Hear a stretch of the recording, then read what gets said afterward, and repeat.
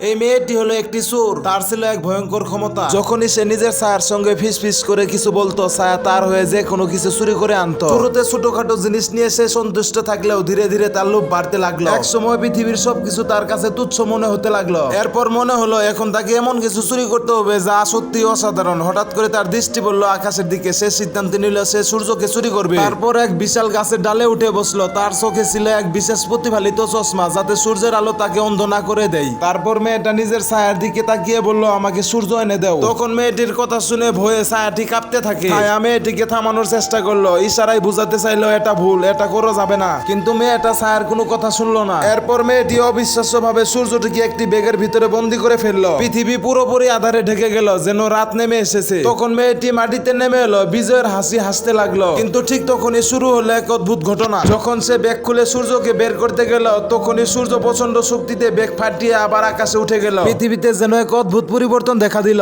তার ছায়া হয়ে গেল ইঁদুরের মতো, কবুতরের ছায়া হয়ে গেল বিড়ালের মতো, এবং সবচেয়ে ভয়ঙ্কর ঘটনা ঘটলো মেয়েটির নিজের ছায়ার সঙ্গে। তার ছায়া রূপ নিল রাক্ষস দানবে। এটি দেখে মেয়েটি চিৎকার করে উঠল। তখন মেয়েটি ভয়ে দৌড়াতে লাগলো, কিন্তু যতই দৌড়াক দানব তার পিছু ছাড়লো না। শহরের উলিগুলি, গহীন বন, পাহাড়ের উঁচু নিচু পথ, সব জায়গায় সেই ছায়া চোর দানবকে ডাকতে শুরু করলো। শেষমেশ আতঙ্কে দিশেহারা হয়ে সে পা পিছলে এক গভীর গর্তে পড়ে গেল। কিন্তু ঠিক তখনই তার ছায়া তাকে রক্ষা করলো। রাক্ষস দানবের ছায়া একের পর এক ফাঁদ তৈরি করতে লাগলো, লোহার দরজা যা মেয়েটিকে আটকে ফেলতে চায়। শেষমেশ ক্লান্ত হয়ে মেয়েটি ফাঁদটি পার হলো। রাক্ষসের ছায়া তাকে এক ধাক্কায় পাহাড় থেকে ফেলে দিল, আর মেয়েটির স্বপ্ন ভেঙে গেল। এটি একটি স্বপ্ন ছিল।